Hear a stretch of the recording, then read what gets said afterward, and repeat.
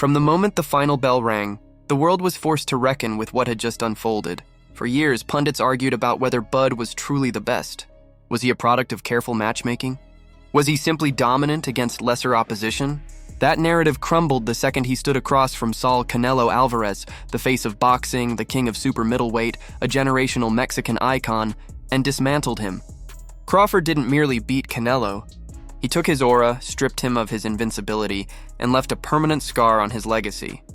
Jeff Mayweather put it bluntly, this loss will never wash off. Canelo was the undisputed monarch at 168, the division's unbeatable king, and yet he was humbled by a man who dared to climb the mountain from 2 weight classes below.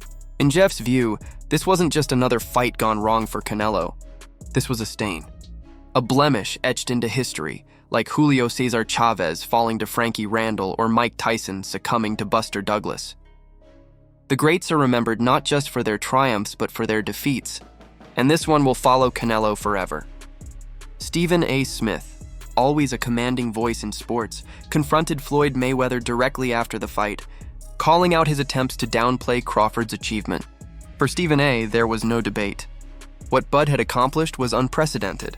Nobody in modern boxing has moved through 3 weight classes, claimed undisputed supremacy, and then toppled the era's biggest star at his strongest weight. Smith was there in Las Vegas soaking in the electricity of the night, and he declared without hesitation, this was not just another win.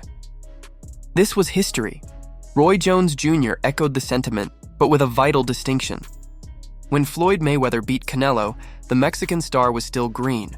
Talented, yes, but not yet the fully formed force of destruction that he would later become. Crawford, on the other hand, faced a seasoned, prime Canelo. Stronger, wiser, sharper than the one Floyd fought. And still, Bud dominated him. For Roy, that distinction elevated Crawford's achievement to an entirely different level. He hadn't picked off a young contender. He had dismantled a finished product at the height of his powers. Even legends like Timothy Bradley couldn't hold back their awe. He compared Crawford directly with Mayweather and dared to suggest something few would have ever said aloud. Bud belongs above Floyd in the all-time conversation. Why? Because Mayweather never took these kinds of risks. Floyd mastered the art of boxing, yes, but he never ventured upward into the danger zone in pursuit of glory. Crawford did. He risked it all, stepping into the lion's den against a bigger, more powerful champion, and came out not just alive, but triumphant. Bradley insisted that this kind of daring is what separates the great from the greatest. Trainer Robert Garcia agreed, driving the point home even harder. In his view, Crawford did what Mayweather never attempted. He won 9 or 10 rounds against Canelo, taking the fight out of the Mexican's hands entirely. He fought with hunger, with ambition, with something to prove. And while Canelo seemed comfortable, even complacent in his Armani suits and luxury cars, Crawford came in raw, real, and razor sharp. Tracksuit on, head down, eyes locked on destiny. Garcia described the victory not as a tactical win, but as a statement of will. Duke McKenzie, stunned by what he witnessed, called it one of the most complete performances in modern boxing. From the feints to the footwork, from the sharp jab to the perfectly timed counters, Crawford's artistry was undeniable. He wasn't just beating a bigger man, he was outthinking him, outmaneuvering him, and breaking him piece by piece.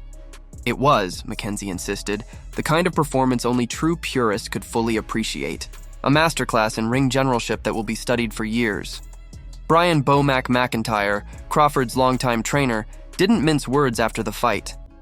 In his mind, there was nothing left to prove. Crawford had cemented his legacy.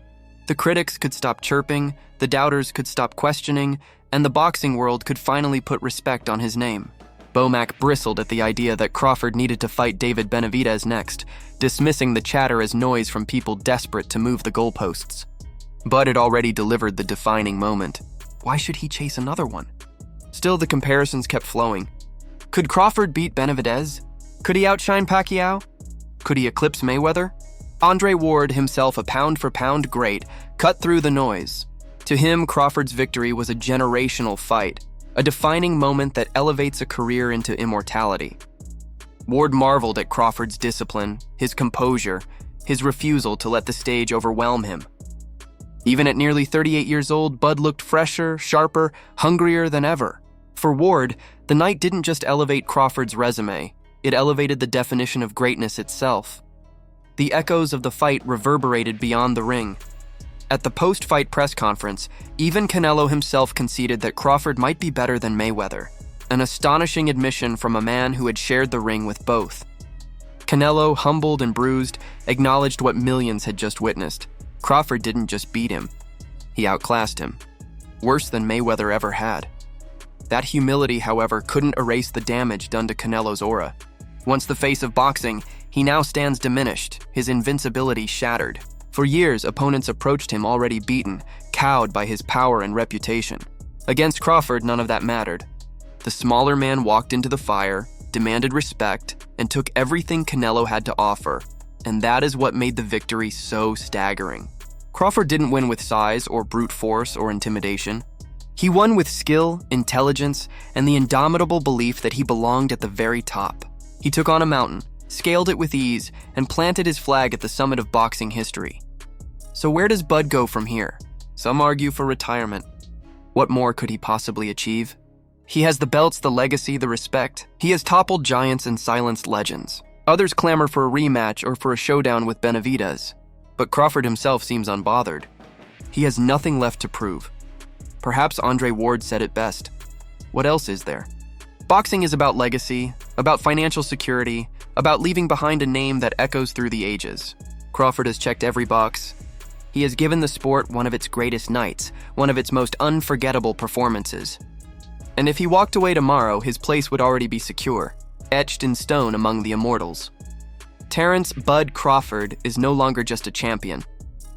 He is no longer just pound-for-pound number one. He is a generational legend, a fighter whose name now sits comfortably alongside Ali, Robinson, Mayweather, and Pacquiao.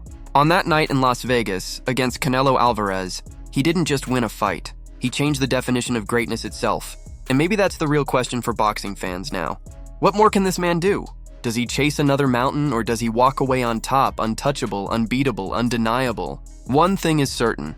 No matter where his story ends, the name Terence "Bud" Crawford will forever echo as one of the greatest fighters the world has ever seen.